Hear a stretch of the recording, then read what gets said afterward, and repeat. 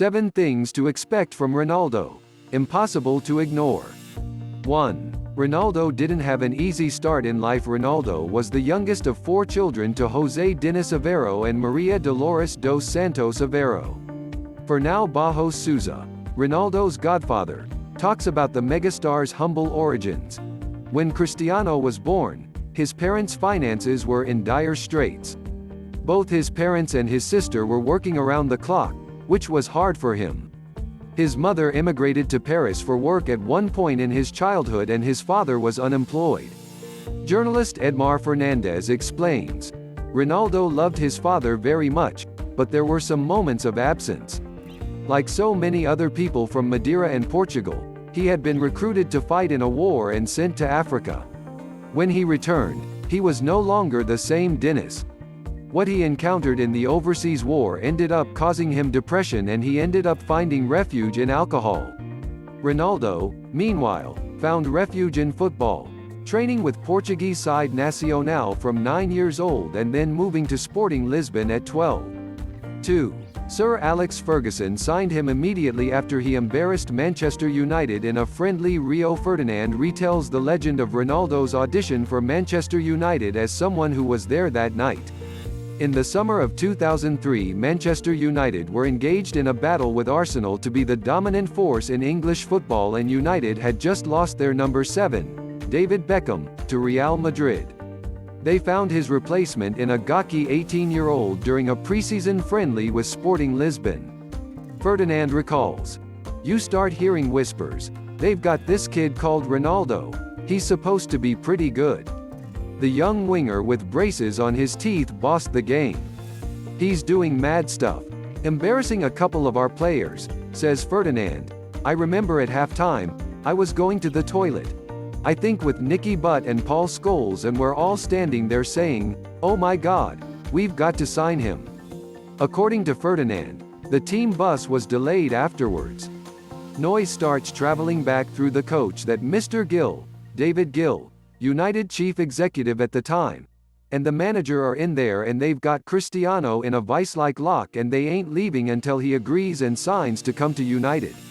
I think that's where the deal was agreed and the rest is history. 3. He used to train alone at Carrington. Mick Clegg was Manchester United's power development coach between 2000 and 2011 and helped Ronaldo transform from a lanky teen into a winning athlete. "I'm at Carrington and I'm in my chair at the gym," Clegg recalls of first meeting Ronaldo. "This young lad turns up. He said, I've heard about the work you've done. I'm going to be the best player in the world." In another part of the documentary, Clegg describes how Ronaldo used to go off on his own at Manchester United's Carrington training complex to practice behind a concealed hill. "I asked him about it one time and he said, well, there's nobody there, so if I do the skill wrong, nobody's watching me, I can practice it," remembers Clegg. Ferdinand concurs that Ronaldo used to practice skills alone before bringing them to training to amaze others with. 4. Alan Shearer is still angry about him getting Wayne Rooney sent off. One of Ronaldo's most controversial moments in the spotlight was at the 2006 World Cup. England faced Portugal in the quarterfinal. In the second half, England's young hope Wayne Rooney was sent off for a stamp on Ricardo Carvalho. His Manchester United teammate Ronaldo successfully helped lobby the referee to have him sent off and the cameras then picked him up winking at a Portugal teammate. It did not endear Ronaldo to many English fans or journalists. Gary Lineker says the whole thing was probably inflated, but his match of the day colleague Shearer isn't so forgiving. "I still have the same feeling," he says, watching the clip back. "I was pretty angry at the time, so I can imagine how Wayne Rooney felt." 5. He's not happy being second best. Youth coach at Nacional, Pedro Talhinhas, remembers the young Ronaldo did not have a good relationship with losing as a child. It's a trait that's persisted. Ferdinand describes how he used to play table tennis tournaments with him at Manchester United. "If I won, he wouldn't want to stop. He's not someone who gives up."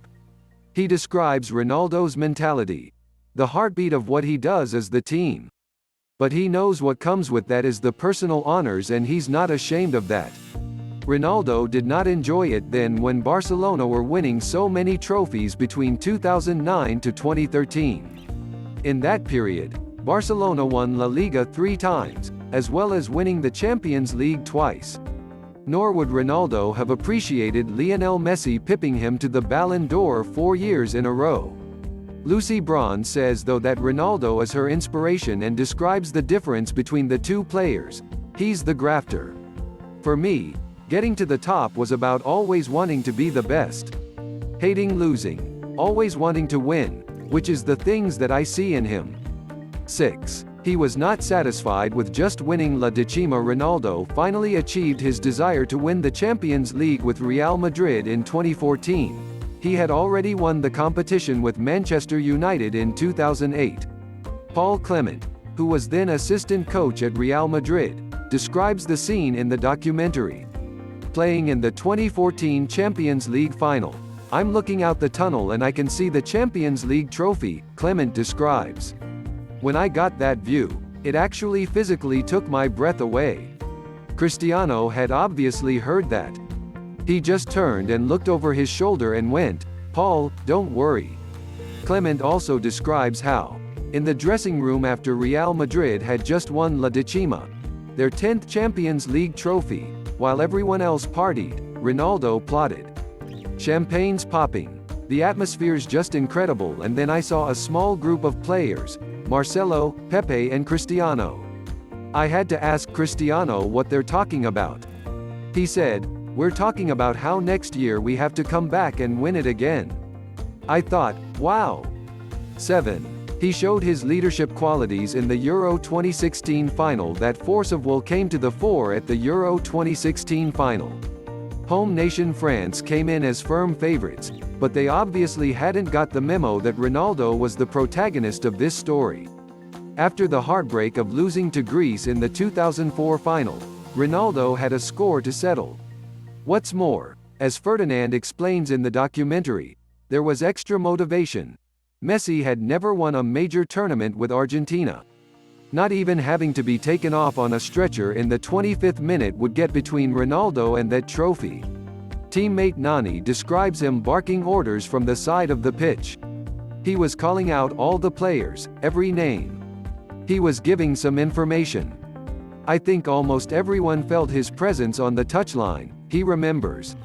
Shearer says, "People at times over the years might have thought he was pretty selfish, in terms of the goals he scored, the desire that he had, but I think when you look at him in that final and the way he was trying to drive his team forward from the touchline, I think that told you how much he wanted to win." Don't forget to subscribe my channel and press bell icon button for more videos.